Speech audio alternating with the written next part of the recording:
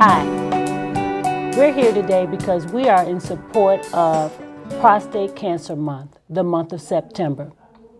These two ladies and myself have all been affected by prostate cancer in some form or fashion. For myself, it was my father. For Sister Carol, it was her husband. And for Sister Barbara, it was her husband as well. So we're here today just to let you know the importance of the support and the encouragement that we as women can give to the men in our lives. Sister Carol, tell us your story. My name is Carol Ellison, and my husband was diagnosed with prostate cancer in 2002. We were not even a year into our marriage, and my husband was diagnosed with prostate cancer, and he had a very aggressive cancer. His cancer was growing very rapidly in his body. And so when he was originally diagnosed, he actually had to take, he had a period of a hormone treatment that he had to take prior to his radiation treatment to slow his cancer down. After that period of time, he actually had his radiation inserted in his body. He had the seed implant treatment where he was literally radioactive.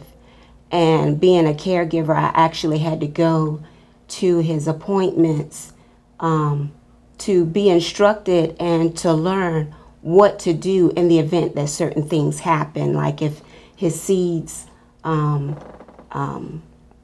were to pass any of his seeds or anything like that, what I was instructed to do to help him get back on the right track.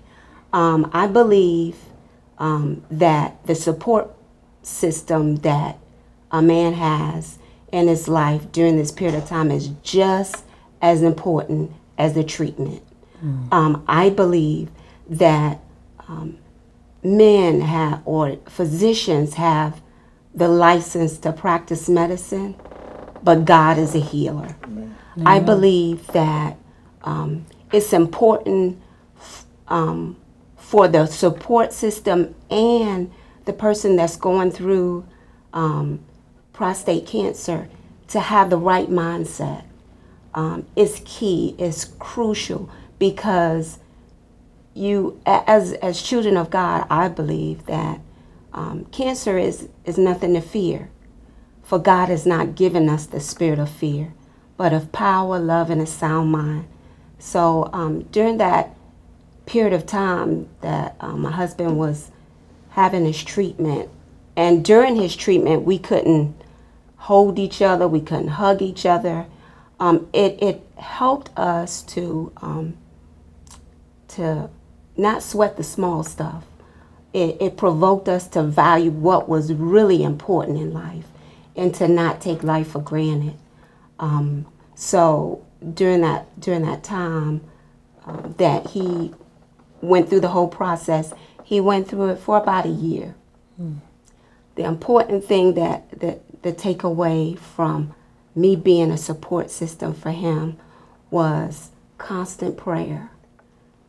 It's so important to stay in constant prayer.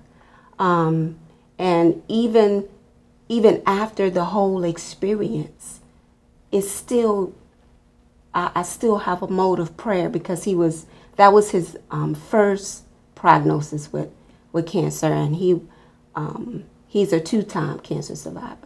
So I just believe that those experiences that we triumph over is for God to get the glory out of them. And it's also to spread awareness, to know your family history. It's important to know your own history, to keep track of it, to know your body, to know when something's wrong. Men tend to go to the doctor when something's wrong, but get regular checkups and be proactive and not reactive. Thank you. Thank you. Now, Sister Scott, tell us about your experience. My experience, my husband was diagnosed with prostate cancer in 2010. And besides the regular feeling of getting the diagnosis, we had a little twist. My husband had robotic surgery, and it was a success. And it was supposed to be an overnight thing, and he did come home. As a matter of fact, he came home twice. But he was later diagnosed with complications. Despite the pressure boots that they put on you during that time, my husband developed blood clots in his legs, and they traveled to his lungs. So he had 5 embolisms in his lungs, and that cut his air off. When he got back to the hospital, they had to, of course, give him blood thinners. Well, the blood thinners made his blood too thin, and he was bleeding from the inside. So despite the fact that the prostate surgery was just a minor incision, he had to be cut open then so that they could sponge the blood out. So then that was another surgery. After that, he developed a staph infection. And he just went from one thing to the other. And for a time there, the physicians thought that he would not make it. But when I left him in the hands of the great physician. Yes, Lord. They thought that I was talking about the doctor, but I wasn't talking about the doctor. My husband experienced all of that with his eyes closed. He was on breathing machines, propofol, all of that. So much so that I didn't even know he was alive. They had to cut the propofol off so that he could come back and ask me, where you been? And as soon as he asked me that, they put it back on. He didn't move. He didn't do anything. And that was quite an experience for me. I had to become the everything. When he came home, he couldn't walk.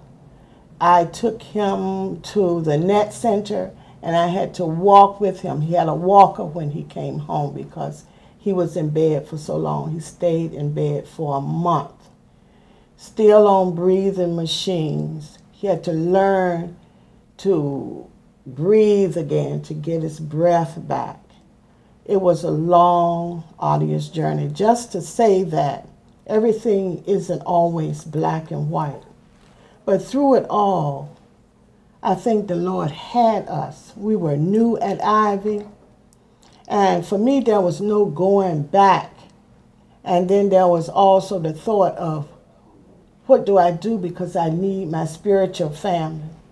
And thanks be to God, somehow Minister Young got a hold of it.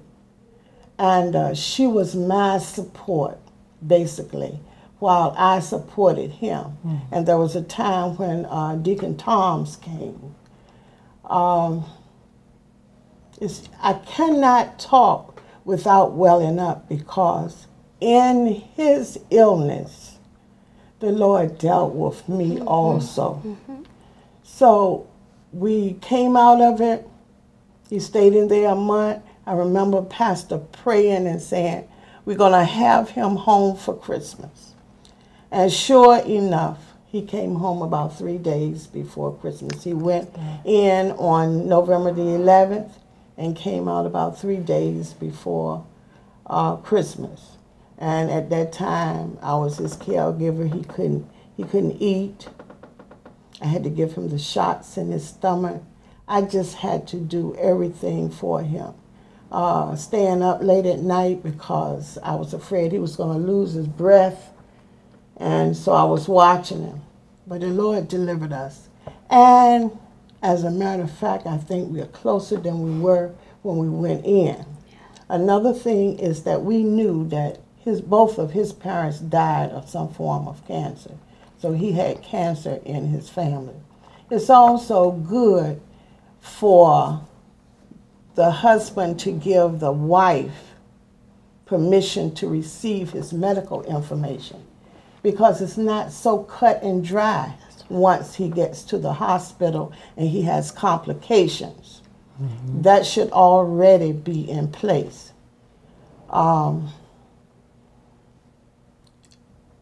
When it comes to household things, you have to be on one accord. Even though he takes care of one thing, maybe I'll take care of something, but we need to both know what each other is doing, because at that time he couldn't do anything. And I just thank the Lord for his deliverance, and ask that men, please, please have your annual checkup. Wives, if necessary, and go with them, you know, to see that it's done. It's so very important to catch it early.